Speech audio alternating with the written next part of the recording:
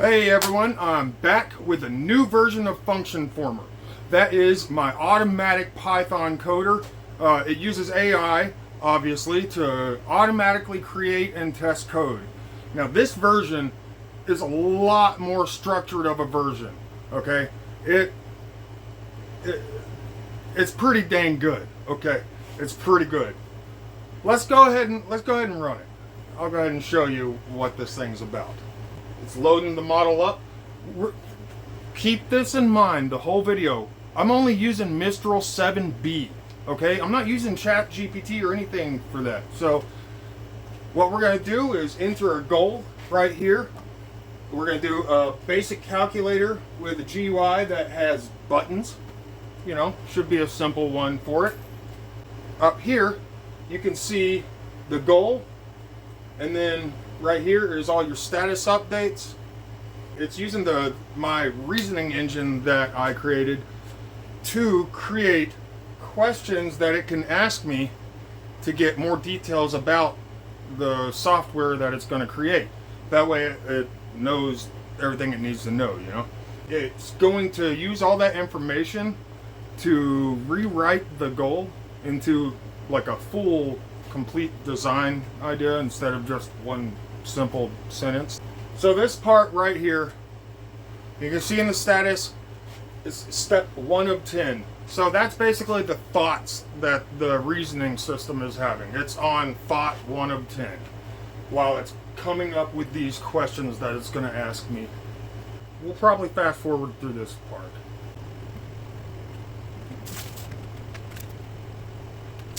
Okay, so we're about halfway done with the reasoning process right now. On my computer, using Mistral 7B takes anywhere from like 5 to 10 minutes. If I use ChatGPT through their API, it's a lot faster, but obviously that costs money.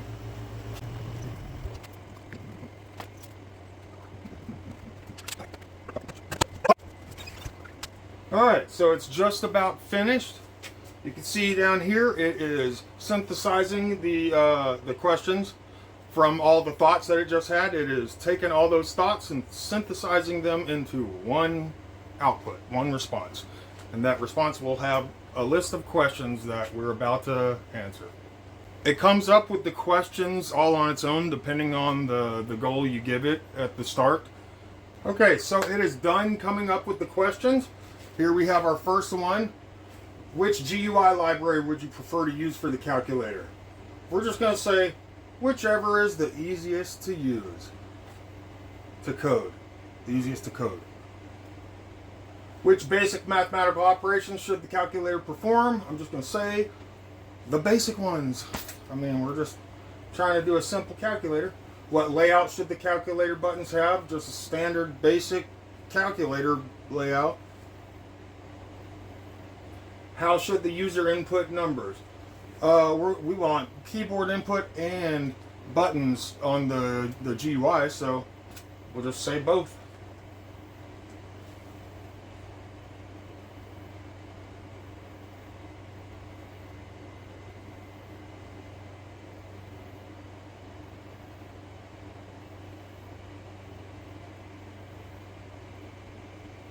Next question. What error messages should be displayed when invalid input is entered?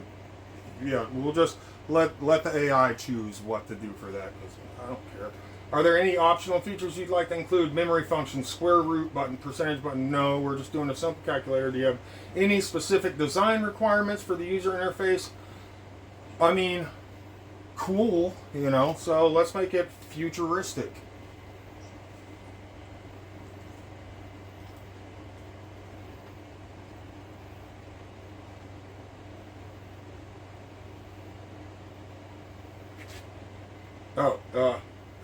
Yeah, whatever. Just, okay, I went through those ones when I recorded that screen record a little bit fast. But now it is creating the final actual goal that it's going to use throughout the rest of the system instead of my original simple goal. It's going to use the detailed goal that has all the information that it needs so it doesn't miss anything when it's trying to generate the code. It's going through the reasoning process again.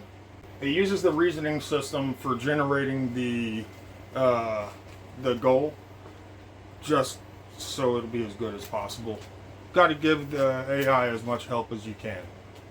Now we have our updated goal. It's, you know, a good bit more detailed than my other one, you know. So what it's doing now is it's generating an outline using the rewritten goal. It's generating the outline, like what imports it'll need, any globals like variables, all the functions and the names, and the main, what it's going to do. Here you can see it. We got a rough draft outline now. What it's doing now is going through each section and critiquing and making sure it doesn't need to make any changes to the outline. If it's good to go, then it will it's going to here's our pop-up window. Now we can go through the outline that it's created, edit it in this pop-up window, and then send it through. We're just going to use it as is. It does everything we need it to do at first glance, you know, so we'll just run with it. Use as is. And you can edit it directly in that pop-up window too. So, okay, it's generating the code now. I'll get over here so you can see. It's generating the code here. It's following this outline, going section by section on the outline, and each function gets its own pass through the LLM. That way the LLM only has to focus on one tiny thing at a time when it's generating the code. It doesn't have to try to generate the whole script all at one time. So we've already got our imports and our globals and one function already done. Now we're just waiting for it to get through the rest of the functions and get through the main function, and then we'll be ready for testing. This part can take a while sometimes because it creates the code and then it critiques its own code and rewrites it, and it'll loop that process I think 8 times, and if it has to, up to 8 times, until it gets a good version. And then if it doesn't get a good version, it'll just use the best version of the 8 times.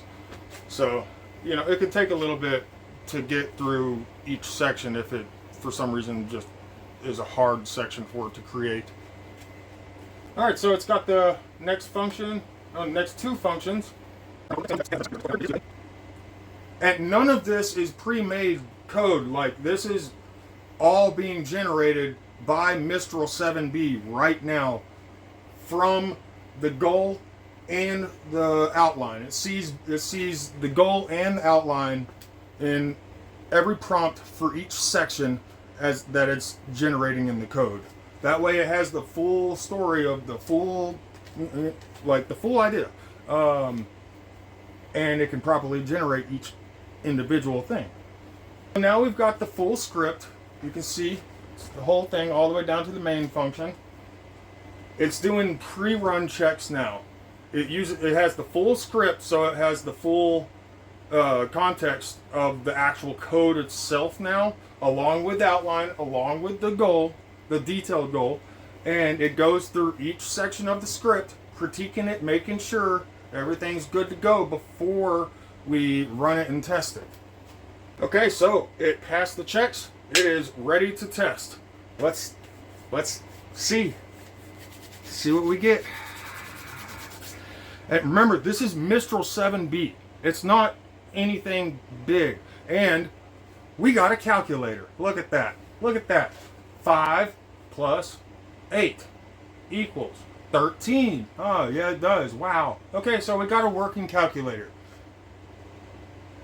Try to do that in one prompt with Mistral 7B. It's not going to happen. And it definitely won't work, whatever you get from it.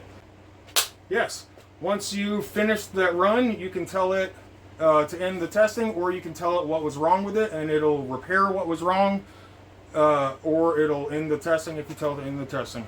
So that's, yeah, I mean, it's pretty awesome. And it's on the GitHub, totally open source.